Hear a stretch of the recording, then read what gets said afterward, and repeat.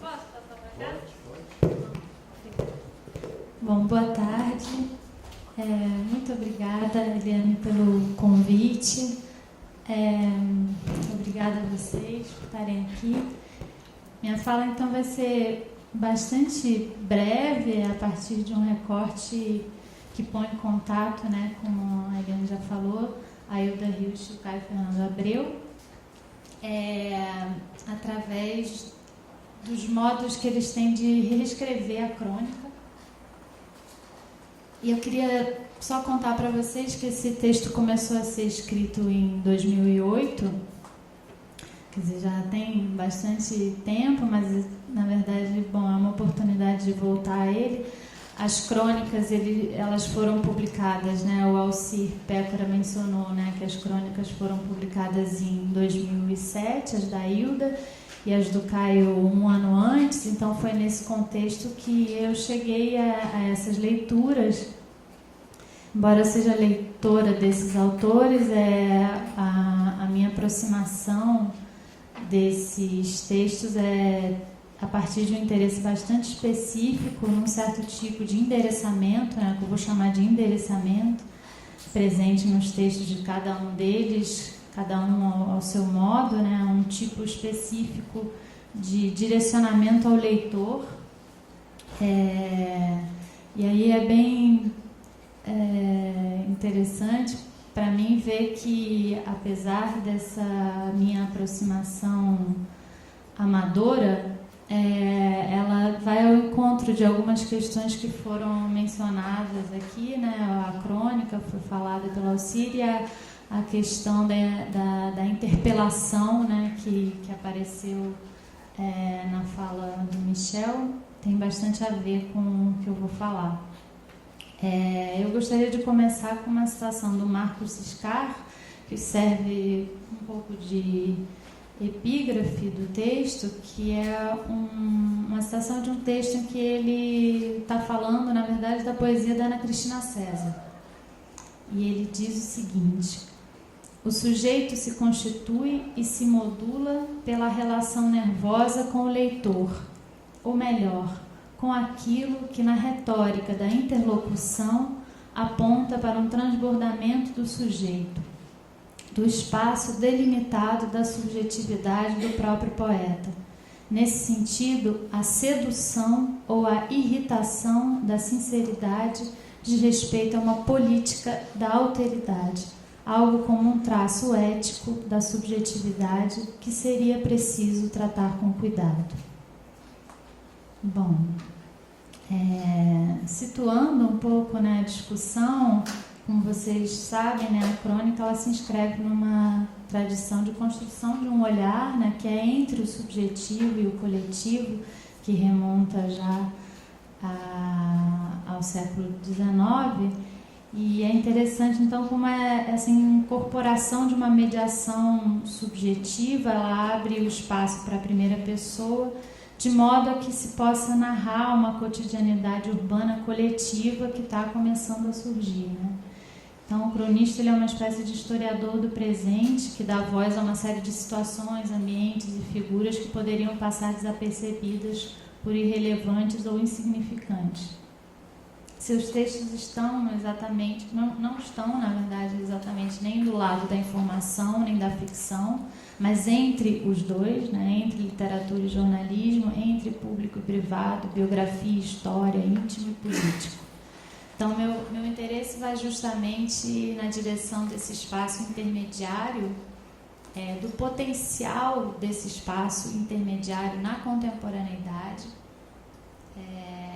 a partir da atualização e também da forçação dos limites do gênero, como uma busca de modos de comunicação que não sejam abusivamente mercadológicos, mas também não sejam limitados aos circuitos estritamente literários. Um modo da literatura sair de si, reconfigurando um espaço que, mesmo que sempre menor, já tradicional, né, um espaço que já é um espaço tradicional, como mostrou o Antônio Cândido no seu ensaio bastante conhecido, né, sobre a crônica. Eu queria recuperar aqui algumas ideias que vocês já devem conhecer, mas que, enfim, que eu acho que é bom para eu poder fazer esse caminho com vocês, né? Algumas ideias que estão nesse texto do Antônio Cândido, em que ele fala que se trata de um gênero que se aclimatou muito bem no Brasil e se desenvolveu aqui com originalidade, inclusive podendo ser pensado como um gênero brasileiro,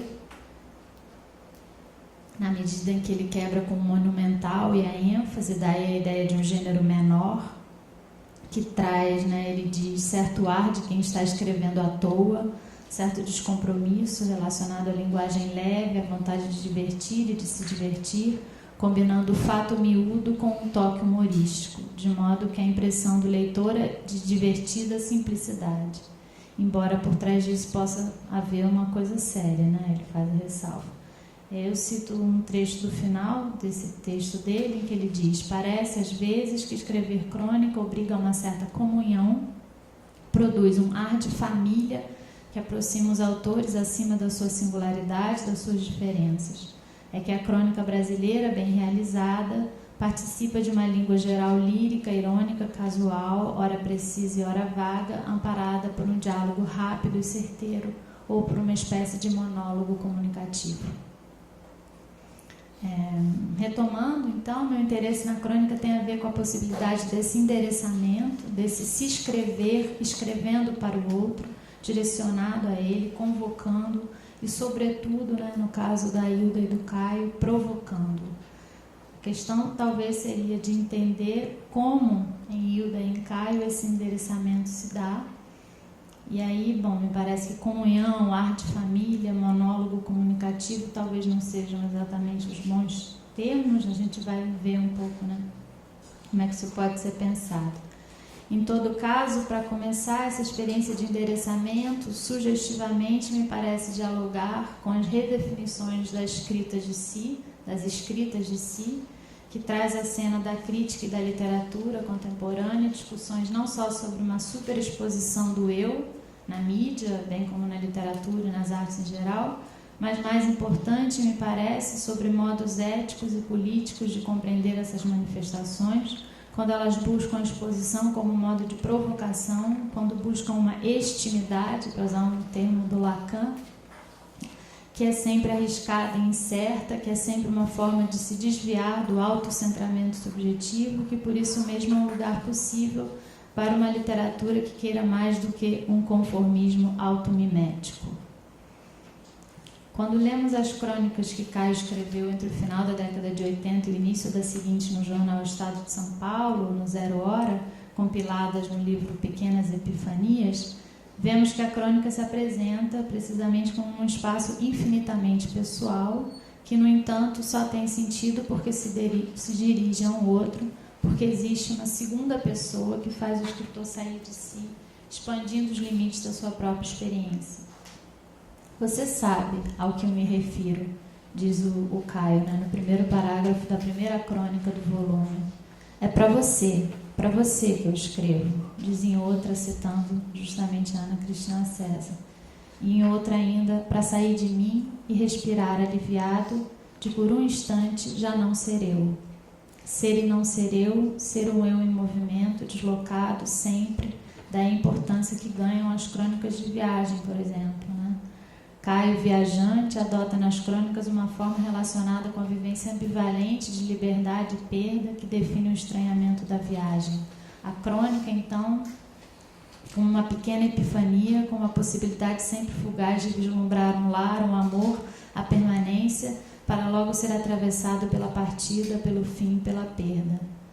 Certamente uma das crônicas mais emocionantes nesse sentido existe sempre alguma coisa ausente, que vocês devem conhecer, mas que eu vou me dar o prazer de ler aqui com vocês. Não, peguei as crônicas erradas.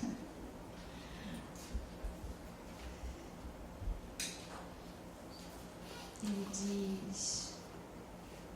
Ele está voltando a Paris, e ele diz: enrolado num capotão da Segunda Guerra, Naquela tarde, em Notre-Dame, rezei, acendi vela, pensei coisas do passado, da fantasia e memória, depois saí a caminhar. Parei numa vitrina cheia de obras do Conde de Saint-Germain, me perdi pelos boulevares da Ilha da Cité. Então, sentei num banco do Quai de Bourbon, de costas para o Sena, acendi um cigarro e olhei para a casa em frente, no outro lado da rua. Na fachada, estragada pelo tempo, lia-se numa placa: Il y a toujours quelque chose d'absent qui me tourmente. Existe sempre alguma coisa ausente que me atormenta. Frase de uma carta escrita por Camille Claudel a Rodin em 1886. Daquela casa, dizia a placa, Camille saíra direto para o hospício, onde permaneceu até a morte, perdida de amor, de talento e de loucura.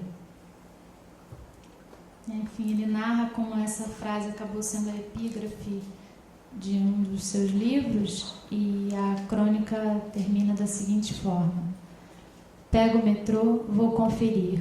Continua lá, a placa, na fachada da casa número 19 do Quai de Bourbon, no mesmo lugar.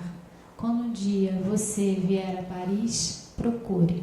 E se não vier, para seu próprio bem, guarde este recado. Alguma coisa sempre faz falta.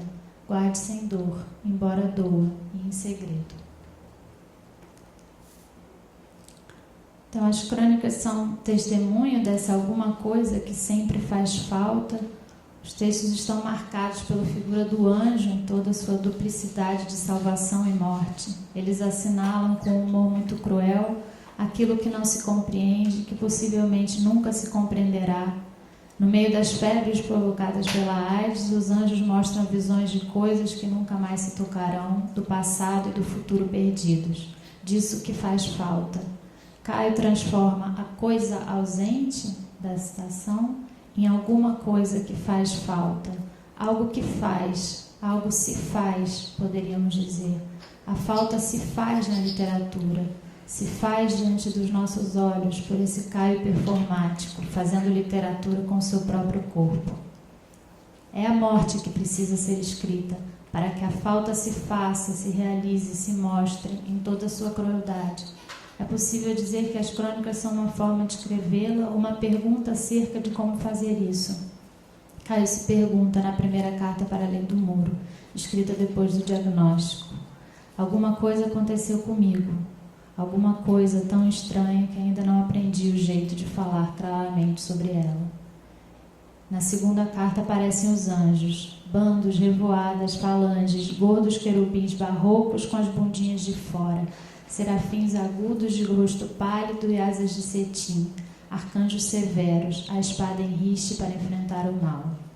Na última carta se encara o enigma do corpo de frente, pessoal, impudico. Imagino que você tenha achado as duas cartas anteriores obscuras. Gosto do mistério, mas gosto mais da verdade. E por achar que esta lhe é superior, te escrevo agora assim, mais claramente. Construída crônica a crônica, há uma ética da exposição nessas cartas, que é uma forma de compartilhar a experiência crua, dura diretamente. O leitor se transforma em seu acompanhante, singular e anônimo, qualquer leitor que abra o jornal e se sinta interpelado por esse "por onde você anda, baby?", ou pelos muitos marcas de um endereçamento que tornam a crônica um espaço de constante convocação. Só que o que se compartilha é o incompartilhável, Caio sabe. A morte é a comunidade impossível. Por isso o espaço da crônica é de provocação. É assim que se começa a partir, nos pergunta Caio, jogando-nos com ele nesse luto pela vida que está sempre indo embora. É para você que eu escrevo, nos diz a cada crônica Caio, pessoal, impudico. Caio, o desagradável, como diz Antônio Gonçalves Filho em sua apresentação das crônicas. No trecho final da última crônica do volume, que ele não chegou a publicar, Caio lembra de Hilda, sozinha na fazenda, 64 anos, 15 cachorros, mas nada, nem ninguém.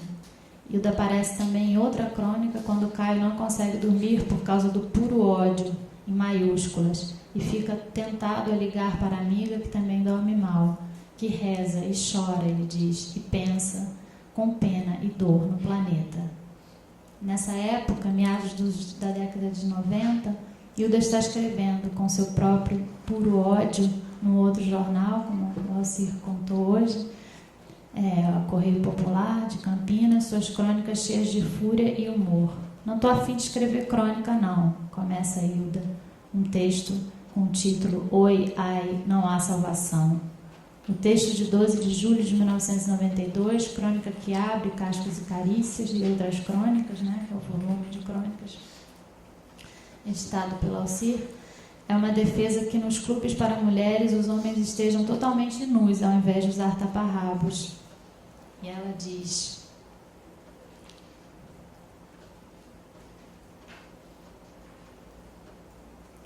vejamos, você está ali deitada, projetando aquele cara apolíneo e vai descendo o olhar, descendo, descendo, e de repente o susto, aquela bimbinha, aquela gunga, aquela bilola, que maçada.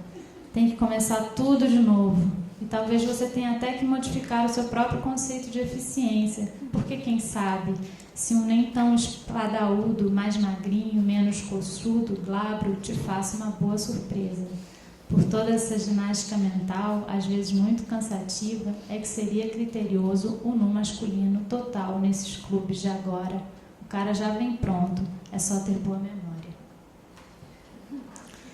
E ela encerra essa crônica, né, com muito boa noite, senhoras, com o qual ela se despede, né, nessa e em outras ocasiões, às vezes com boa missa, leitor, ou rezem por mim. Nessas crônicas ela nos faz encarar a velhice, o sexo, a morte. Está jogando fora o jornal, benzinho? Pergunta a Hilda, a insuportável. Ela vai mais longe até na confrontação com esse leitor, provocando no limite, excedendo completamente o gênero que parecia tão bem definido pela combinação entre miudez e humor. Vão pelos ares, o ar de família, ou como disse uma aluna minha recentemente, quando a gente estava lendo as crônicas na sala de aula, essa Hilda ela é meio fora da casinha. Acho que isso define bem esse modo. Se há comunidade, ela se dá no mais baixo, no medo, no horror. A morte é, afinal de contas, o que mais une a esse detestável leitor, seu igual, seu irmão. Que isso, meu chapa? Nós vamos todos morrer e apodrecer. Ainda bem que não é apodrecer e depois morrer. O lá de cima foi bem bonzinho nesse pedaço. Tu não é ninguém, meu chapa, tudo é transitório. Tu é hóspede do tempo, negão. Já pensou como vai ser ou não ser? Tá chateado por quê? Tu também vai envelhecer, ficar glinglã e morrer. Hilda pratica uma escatologia política, seus comentários são cheios de merda, de vômitos, de pinicos, onde a escritora libera tudo que lhe dá náuseas, e ao leitor recomenda que tome um digestivo. Numa crônica propõe, que tal importarmos os dejetos do primeiro mundo? O humor, assim, para não ceder ao cinismo da política, ao vale-tudo, mantendo sua capacidade negativa, negatividade que se transmite semana a semana a um leitor indignado no breve espaço cedido pelo jornal. Ilse é a louca da compaixão. Recebo no peito como um soco as múltiplas dores do mundo. Nesse lugar de compaixão furiosa situa-se a tarefa política de Hilda. Daí não ter vergonha de parecer uma velha louca que se descabela, bebe, chora, rota. Vale ler, eu acho, um trecho de uma crônica chamada Esquadrão Geriátrico de Extermínio. Vocês devem conhecer. Agora perdi a página.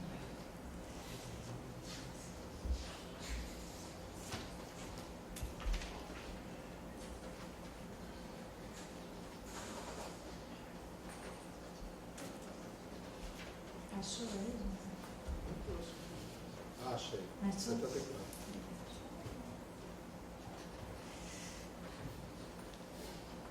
Gente, eu já estou uma fúria e para ficar mais calma proponho algumas coisas mais sutis. Por exemplo, o Esquadrão Geriátrico de Extermínio. A sigla óbvia seria EGE.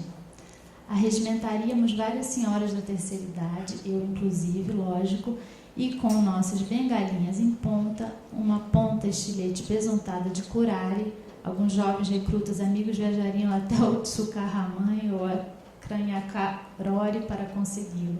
Nos comícios, nos palanques, nas câmaras, no Senado, espetaríamos as perniciosas nádegas ou o distinto buraco mais cheiroso desses vilões, nós, velhinhas misturadas às massas, e assim ninguém nos notaria, como ninguém nunca nota a velhice.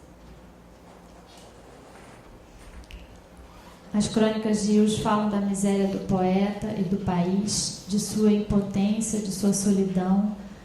Para que se entrecruzem a vida e a política, Hilda parece nos dizer o limite do lugar do confortável de enunciação, o limite do lugar confortável de enunciação precisa ser excedido, o lugar do politicamente correto, das boas intenções. É preciso crueldade, nos diz Hilda, e a crueldade se exerce também na forma, negando a busca pela boa forma, pela forma bem acabada, harmoniosa, equilibrada.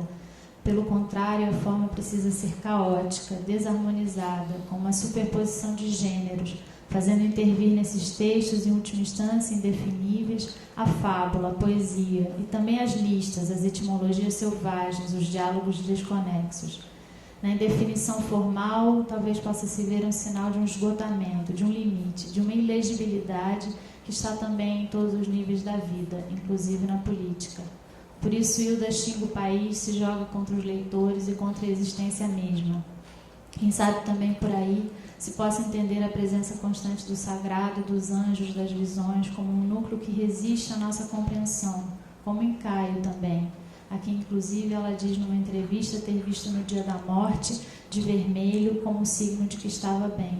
Nessa mesma entrevista ela afirma: a vida é uma coisa absurda, que a gente não sabe como é. De uma certa forma, nos deram uma compreensão para entender a vida, mas a gente não consegue.